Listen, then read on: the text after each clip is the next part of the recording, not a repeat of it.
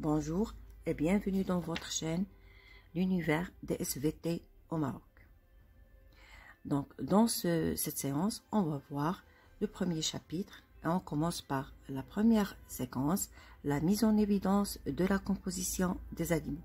Assalamu alaikum تلاميذي الأعزاء. إذن في هذه الحصة غادي نبداو أول chapitre ou la première séquence في هذا المقرر إن شاء الله.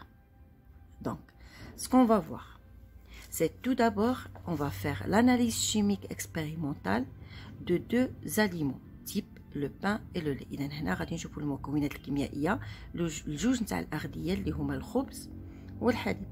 Alors, après, on va introduire l'étude d'un tableau qui montre la composition de plusieurs autres aliments. بعد ذلك غادي نحاولوا نشوفوا واحد الجدول اللي كيمكنني من معرفة بعض مكونات نتاع الأغذية. Après, alors, ainsi, on va mettre en évidence les 5 principaux composants de tous les aliments. غادي نشوفوا المكونات اللي كتكون او اللي كتكون جميع الاغذيه اللي هي البروتيدات، الدهنيات، لي غلوسيد هما السكريات، اذا الماء والاملاح المعدنيه واخيرا الفيتامينات. On définira aussi la notion d'aliment simple et d'aliment composé. ونتوصلوا بطبيعه الحال باش نقدروا نفرقوا ما بين l'aliment simple et l'aliment composé. Alors, comme toujours, je commence par je pose le problème. Alors, pour satisfaire ses besoins alimentaires, l'homme doit manger plusieurs fois par jour. إذا باش يلبي الإنسان الحاجيات ديالو الغذائية لابد أنه يتغدى عدة مرات في اليوم. Cette alimentation doit être diversifiée et équilibrée. إذا التغذية خصها تكون متنوعة ومتوازية. À l'exception de l'eau, إذا من غير الماء اللي هو مادة معدنية، tous les aliments que l'on consomme sont d'origine animale ou végétale. كل الأغذية اللي كيتناولها الإنسان يا إما غادي تكون من أصل حيواني أو من أصل نباتي. De quoi sont composés les aliments que nous consommons. إذا غادي نشوفوا شنو هي مكونات الأغذية اللي كيتغذى عليها الإنسان بصفة عامة. Alors, commençons tout d'abord par l'analyse chimique du pain et du lait. Alors, في الحقيقة هادو تجارب كنقوموا بها في المختبرين في المدرسة عندكم، غادي تقوموا بهذه التجارب. إذا حنا غادي نشوفوها بطريقة نظرية. Alors, les analyses qu'on va faire, ce sont des tests effectués à la fois sur le pain et sur le lait. D'accord? Alors, commençons tout d'abord par le premier test. Alors, on va prendre un morceau de pain, on va le chauffer dans un tube à essai. Donc, on voyait ici, on met un morceau de pain dans un tube à essai, et bien sûr, de la chaleur, et après quelques instants, on observe que il y a des gouttelettes d'eau qui se forment sur les bords de ce tube à essai. Aussi, il y a dégagement de la vapeur d'eau. Donc, هنا بعد ما وضعنا قطع من الخبز في أنبوب اختبار وعرضناه لمصدر الحرارة، بعد وقت وجيز غادي نلاحظوا تكون قطيرات من الماء مع خروج بخار الماء. Donc, la conclusion que je peux dire ici, c'est que le pain contient de l'eau. Très bien. Je passe au test numéro 2. Cette fois-ci, on a la même expérience, mais ici, on va la réaliser sur du lait. Donc, un peu de lait chauffé dans un tube à essai. قليل من الحليب نضعه في أنبوب اختبار نعرضه للحرارة. بعد فترة وجيزة كنلاحظوا نفس الشيء. إذا تكون قطرات من الماء على جوانب هذا الأنبوب الاختبار وأيضا بخار الماء. Donc, après quelques instants, on obtient le même résultat que tout à l'heure. Ça veut dire dégagement de la vapeur d'eau et la constitution des gouttelettes d'eau sur les bords du tube à essai. Donc, la conclusion à donner ici, c'est que le lait contient de l'eau. Donc, هنا من خلال تجربتين بجوج تمكنا باش نعرفوا على أن كل من الخبز والحليب يحتويان على الماء. Très bien, je passe. Le test 3. Alors, dans ce cas, on va faire ce test sur le filtrat du pain. Alors, tout d'abord, comment est-ce qu'on obtient le filtrat du pain? On pose un peu de pain, on met le pain avec de l'eau. Après, on va le filtrer et on obtient ce qu'on appelle le filtrat du pain. Alors, il vaut mieux qu'on utilise l'eau distillée. Alors, après, On va prendre le filtrat du pain dans un tube. On va ajouter quelques gouttes d'une solution de nitrate d'argent. Après, il y a le résultat, formation d'un précipité blanc qui noircit à la lumière. Très bien. Alors, dans ce cas, la conclusion qu'on peut donner ici, c'est que le pain contient du chlorure. Le test numéro 4. On va faire la même chose. En versant quelques gouttes de nitrate d'argent dans un tube contenant du petit lait. Donc ici, on va prendre le petit lait. On ajoute quelques gouttes d'une solution de nitrate d'argent. Le résultat obtenu se forme un précipité blanc qui noircit à la lumière. Donc on voit ici, on a le précipité blanc qui noircit à la lumière. Donc conclusion, la même chose. Donc le lait contient du chlorure. Le test numéro 5. En versant quelques gouttes d'oxalate d'ammonium dans un tube à essai contenant du filtrat du pain, il se forme un précipité blanc. Donc on va prendre l'oxalate d'ammonium, on l'ajoute, il se forme un précipité blanc. Donc la conclusion qu'on peut donner ici, c'est que le pain contient du calcium. Le test numéro 6, la même chose, en versant quelques gouttes d'oxalate d'ammonium dans un tube à essai contenant un petit lait, il se forme un précipité blanc. Donc le petit là, quelques gouttes d'oxalate d'ammonium et la formation bien sûr d'un précipité blanc d'oxalate de calcium. Donc la même chose, la conclusion qu'on peut donner, c'est que aussi le lait contient du calcium. Très bien. Passons maintenant au test numéro 7. Alors, on va prendre une tranche de pain. Donc, on a mis de l'eau iodée sur ce morceau de pain. On obtient une coloration bleue. Alors, l'eau iodée, donc l'eau iodée, الماء اليودي هو كاشف عن وجود قلنا l'amidon. هو كيثبت لنا عن وجود النشا.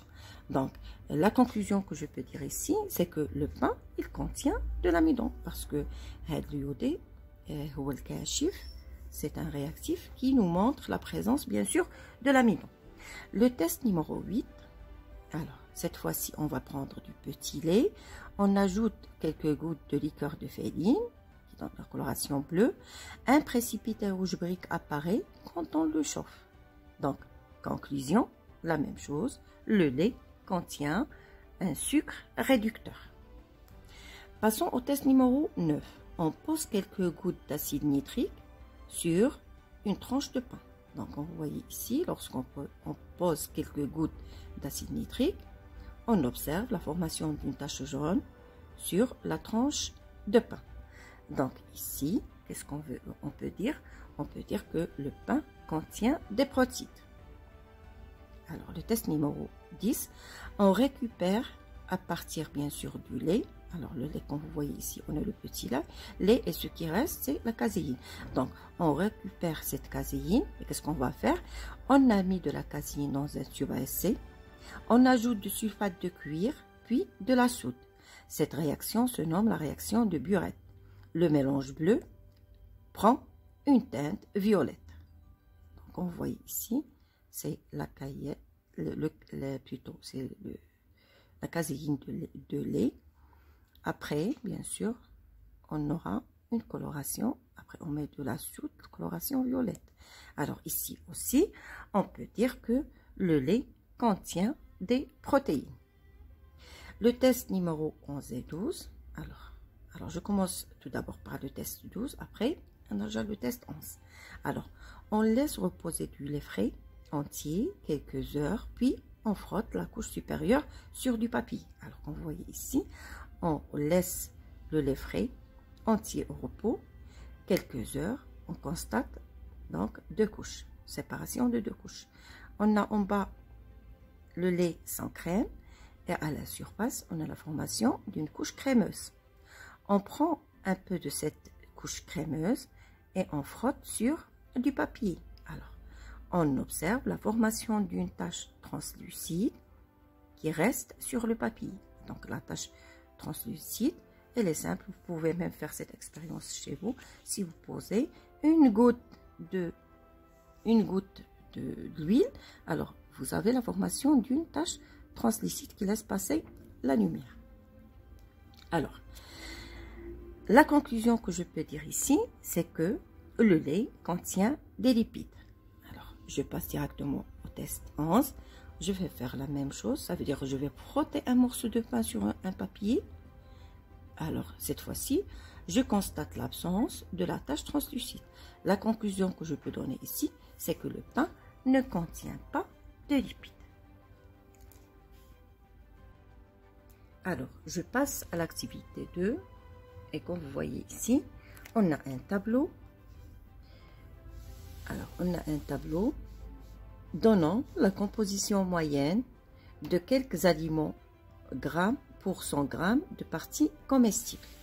Alors, comme vous voyez ici, la composition des aliments pour 100 grammes de parties comestibles et on a plusieurs aliments. On a le lait de vache, alors vous voyez le lait de vache, les fromages, yaourts, raip, etc. Les viandes, du bœuf, poulet, foie, alors les poissons, le merlan, sardines crues, les œufs, les céréales, pain, riz, couscous, les légumes secs, lentilles, fèves, pois chiches, les légumes frais, les carottes, les tomates, les oignons, les pommes de terre, les fruits frais, les oranges, les raisins, les fruits oléagineux comme les olives vertes, les noix, les amandes, puis les fruits secs comme les dattes, les produits sucrés comme le sucre et le miel, et on a les corps gras comme le beurre et l'huile. Alors, et comme vous voyez ici, on a la composition de chaque élément. On a les protéines en grammes, les lipides, les glucides, l'eau, les minéraux en milligrammes, comme le calcium, le phosphore, et on a aussi les vitamines en milligrammes, 600 abondantes et 600 secondaires. Ça veut dire abondante, ça veut dire existe en grande quantité, secondaire, ça veut dire en petite quantité. Très bien. Alors, je commence par la question donnée. Alors, déterminer à partir du tableau du document 2 les aliments riches en protéines, lipides et glucides et minéraux. إذا غادي نعطيو من خلال هذا الجدول اللي عندنا الأغذية اللي هي غنية بالبروتينات، الدهنيات، السكريات et الأملاح المعدنية. Très bien. Alors, une simple comparaison de ces différents aliments, qu'est-ce que je peux dire? Alors, je peux dire que le lait, le fromage, les fromages en général, la viande, alors les poissons et aussi les œufs sont riches en protéines. Alors, il y a la quantité de protéines. Alors, 3,5 grammes le lait. Alors, 3,4 grammes pour les fromages, 18, 21, 20. Donc, on remarque qu'il y a une grande quantité, bien sûr, de protéines par rapport, bien sûr, aux autres éléments. Très bien. Alors, pour le beurre et l'huile. Alors, ici, on a, pour le beurre et l'huile, alors, une simple observation. Alors, je peux conclure que les deux, le beurre et l'huile, sont riches en lipides. Alors, on a, les lipides, comme vous voyez ici, les lipides, on a 84 grammes et 99 grammes. Très bien. Alors, maintenant, on va voir les fruits et les légumes. Alors, une simple observation aussi pour les fruits et les légumes. Alors, on a les légumes frais et j'ai les fruits. Alors, qu'est-ce que je remarque? Que les fruits et les légumes sont riches en vitamines. Alors, fruits et légumes. Alors, comme vous voyez ici, pour les légumes frais, j'ai la vitamine C, BA, donc sont en abondance. Et bien sûr aussi pour les fruits, alors les fruits qu'on voyait ici, j'ai C, B et C, pour C et B pour les oranges, C pour les raisins, et aussi A, comme vous voyez ici A, B, A. Alors, je passe aux céréales et les pommes de terre. Alors, comme vous voyez ici, on a les céréales.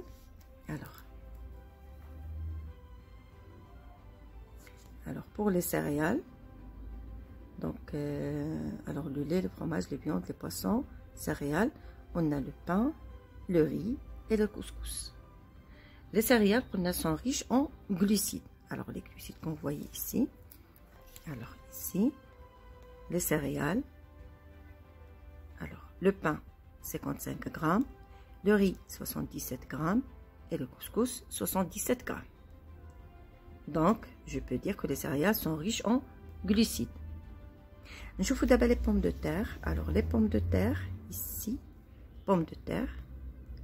Alors, on a ici 20 grammes, bien sûr, pour 100 grammes de parties comestibles. Donc, 20 grammes, c'est déjà une quantité liée très importante. Alors, aussi, la majorité des aliments sont riches en sels minéraux. Alors, il y a des sels minéraux. Donc, la plupart des aliments sont riches en calcium et en phosphore. Très bien. Alors, donnez des exemples. Alors, la dernière question ici, 3. Donnez des exemples d'aliments complets et d'aliments simples.